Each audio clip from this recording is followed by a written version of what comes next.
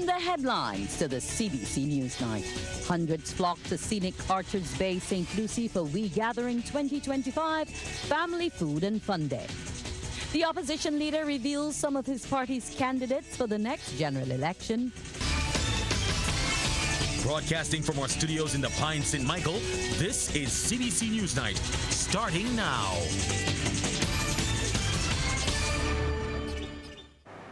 Good evening and welcome to the CBC NewsNight on this Errol Barrow Day.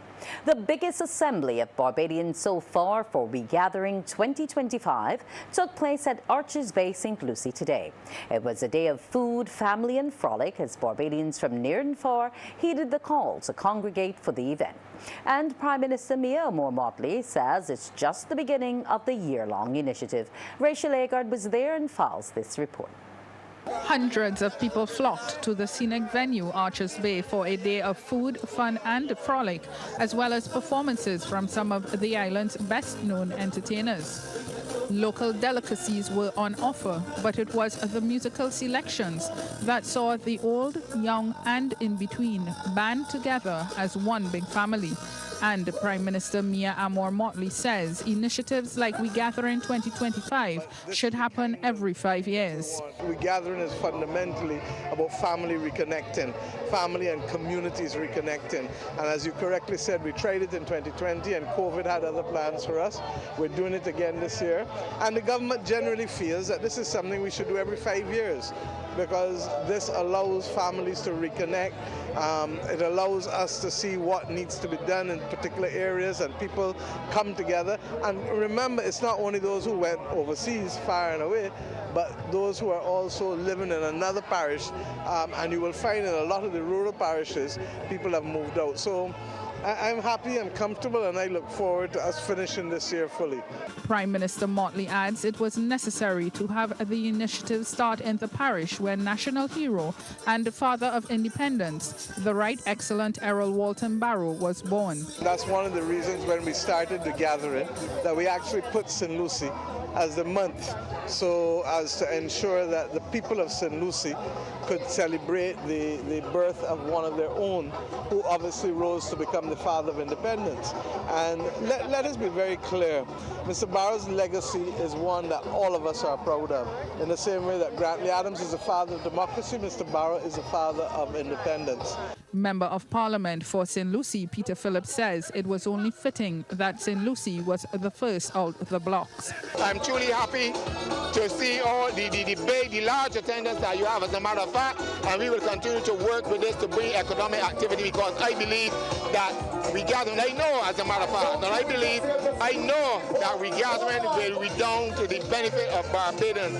This event will redound to the benefit of the people in St. Lucie, the small shopkeepers, and so on. The next parish to host We Gathering 2025 is St. Peter, after St. Lucie passes the baton on January 31st. Rachel Agard, CBC News. The Democratic Labour Party is united and ready for the next general election whenever it is called. The assurance is coming from opposition leader Ralph Thorne as he used the occasion of Errol Barrow Day to unveil half of the party's slate of candidates to contest the elections. Among the 15 announced are fresh faces, former candidates and former MPs who ran in the last two general elections, including Richard Seeley for St. Michael's South Central and Dr. David Estwick, St. Philip West. Newcomers Dale Rowe will carry the banner for the city of Bridgetown, Alvin Toppin in St. Lucie, and Amoy Gilding-Bourne in Christchurch East. According to Mr. Thorne, DLP supporters are once again energized, and he challenged the candidates to put the interests of the people of Barbados before self. I always say that a politician embarking on a journey should embark himself or herself on that journey, remembering, in the words of Philippians 2:3, that he or she does nothing out of selfish ambition or vain conceit, but that in humility you put others before yourself. Commenting on the announcement, Prime Minister Mia Motley says she will not get into the affairs of George Street, but instead focus on her task at hand as Prime Minister of the country. She was speaking following the Democratic Labour Party's announcement of 15 candidates ahead of the next general election, which is constitutionally due in 2027. Suffice it to say that I would hope that they listen to the people, and I'm hearing that many of the people who have been picked have already had a response from the people of Barbados already. That is a matter for them, not George Street is on their own on this. Stop me. You understand? And as I've said, my business is to stay focused on making sure that we can make Barbados better in each category. There are things that I am not happy about that we're working on, and I have said to the government we will continue to focus on excelling in the delivery of the basics. Prime Minister Motley adds there are still a number of things on the government's agenda to complete. Managed to do the big things. We've managed to stabilize the country. We're trying to put the country on a path of growth, and you've seen consecutive quarters of growth that will make us happy. But there are a number of pockets of things that we will stay focused on, because the mission is not over until it's over. And the government is not going to be distracted by those who don't have the power to call an election but want to believe that an election is around the corner. Political analyst Peter Wickham has also been commenting on the announcement of DLP candidates. He says it's a positive development for the party. The good is that some of the candidates are new and some of the candidates are old, so there's a good mix of new and old candidates. And I know that Dr. David Eswick, who is one of the top performers, is identified as a candidate for St. Philip West. That's also a good thing for the Democratic Labour Party. Mr. Wickham adds, however, that there are some concerns. The leader of the Democratic Labour Party has indicated that he believes that a by-election will be called shortly in St. James North. One would have thought that that should have been one of the first places that he would identify a candidate. That was not on the list. He has also not indicated where he himself is running, and I think that certainly curious minds would want to know where he is running in the course of things, and he's also left that question out.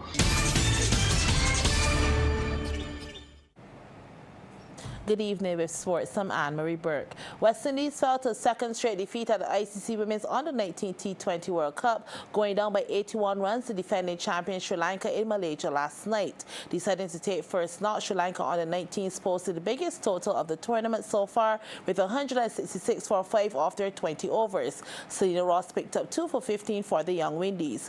In reply, the Young Windies women were bowled out for just 85 runs in 19.4 overs, falling short by 81 runs.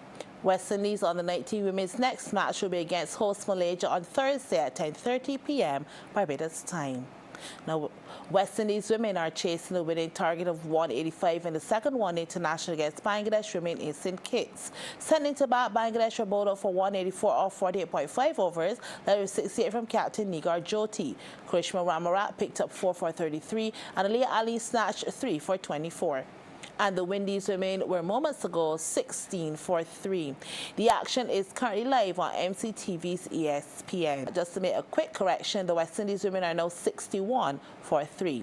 The Rapid Jam skipper by Paul Johnson with his Barbadian crew retained their Mount Gay Rung Barbados title, finishing the sail around the island in 7 hours, 18 minutes, 17 seconds. Setting sail this morning from just outside the Barbados Cruising Club in Carlisle Bay, Rapid Jam led the charge from the outset as the 7 boats sailed in a northerly to easterly direction. Second was another Bajan boat in Whistler in a time of 7 hours, 24 minutes, 37 seconds. The American crew on board Hydrotherapy was third in 8 hours, 33 minutes, 56 seconds. This was the penultimate event of the 2025 Barbados Sailing Week, with the Rum to Carriacou offshore race bringing down the curtain on Thursday. Well, that's it for sports. Up next will be the business report.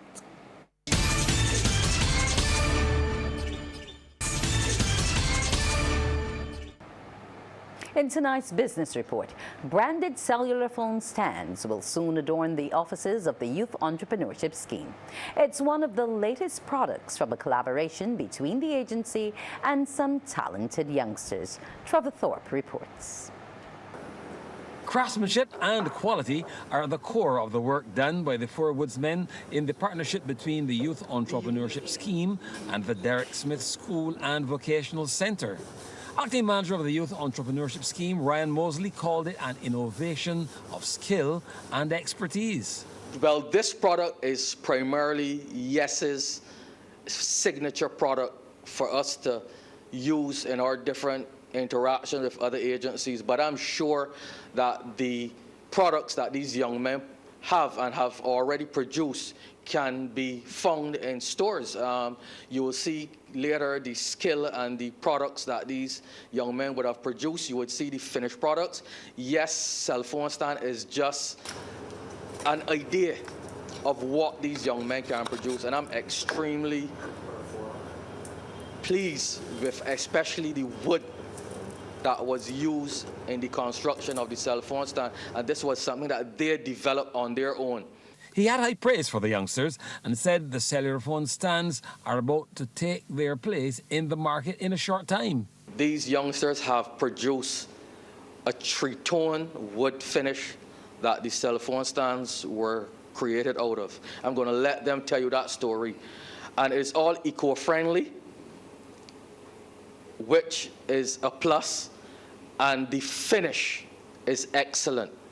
This product can stand against any product of its type in the market. Tutor Dwayne Aline charted the course of the initiative with the students. We began by looking at making different products using offcuts from at home, pallet wood, and stuff even found in the kitchen. So some of the stuff that they did was actually with treatments and polishes using items found in the kitchen itself. So out of that, we entered the challenge, and we wanted to find the best way to utilize what we have with very little input from finances. We start with offcuts, use some glue, and use the ingenuity that you had, because we do joinery a lot. Student Raphael Arangaran Clark outlined how he and his colleagues brought the stands to fruition. We want to use our discarded wood that we use, like offcuts, which is what's left back after a wood project, either table, chair, whatever you're making is usually called an offcut. So with suggestions from our teacher, said we could probably implement that into our product that we would make for our challenge, and we came up with a cutting board made of hardwoods, offcuts. And the word from the YES officials is that the YES branded cellular phone stands are to be made available for the public after they satisfy the needs of their own department. Trevor Thorpe. And changes in ownership are coming from major beverage companies in the Caribbean. Coscab Holding Limited, a subsidiary of the Coca-Cola Bottling, say they've entered into an agreement to acquire Banks Holdings Limited and St. Vincent Brewery Limited.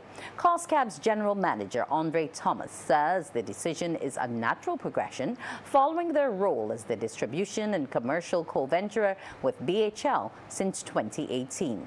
Country head of Banks Holdings and St. Vincent Brewery Limited, Shafia London, said local customers will continue to enjoy the same great taste from the company's beverage offerings. Coscab says it is dedicated to enhancing local and regional commercial operations to promote the growth and success of some of the region's most iconic brands, including Pine Hill, Banks, Hyroon, and all Coca-Cola affiliated products. The agreement is subject to regulatory approval. And that's it for business. Weather's next, so stay tuned. The facts say Morning Barbados reaches an audience of over 50,000 and Newsnight reaches over 56,000. It's simple. When you advertise, you're getting your message to over 50,000 of your potential customers. Make the call to CBC Sales Department today and watch your business grow. Contact us at 467-5559 or email marketing@cbc.bb.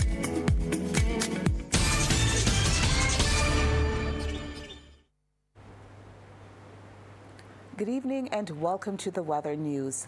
Well, the high pressure system is the dominant feature across the region. However, convergence maintained a few showers here in Barbados. Now, the winds, they remain gusty up to 41 knots. The seas, they are choppy. We do have that small craft warning as well as high surf advisory in effect. The maximum temperature today was 29 degrees Celsius, the minimum 24 degrees. At present, the temperature stands at 26 degrees Celsius. The relative humidity 74%. Those winds are coming in from the east. We take a look now at our satellite feed, where the high pressure system was the dominant feature across the region. However, convergence maintained occasionally cloudy skies along with some showers here in Barbados. Now, we had up to 6 millimeters of rainfall. That satellite feed is coming up shortly. I can tell you that the winds are gusty. They're peaking just around at 41 knots. The seas are moderate to rough in open water with swells peaking at 3.5 meters. We are urging small craft operators as well as sea bathers to exercise caution. There is that small craft warning and high surf advisory in effect. Now, later on tonight, the ridge will continue to dominate here in Barbados. We are expecting a mix of clear and cloudy skies along with just a few scattered showers.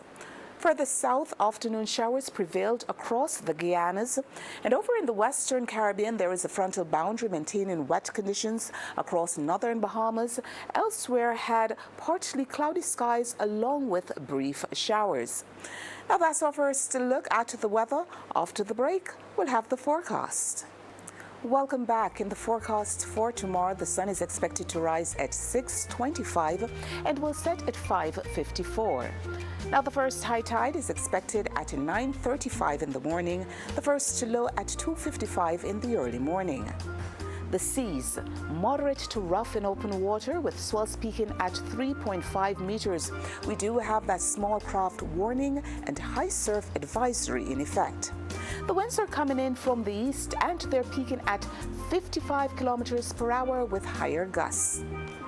For us here in Barbados tonight, we can expect a mix of clear and cloudy skies along with some scattered showers.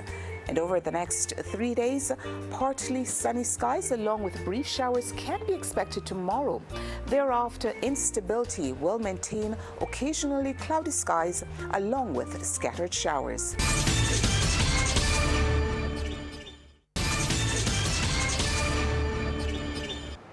That's news. We hope you continue to enjoy our Bar Day. And as we close, we're sharing this cute video with you containing some information on our father of independence and national hero, delivered by two little ones, Ty and Zaire Ford. I'm flying up there. I'm a rubber barrel. Let's get it.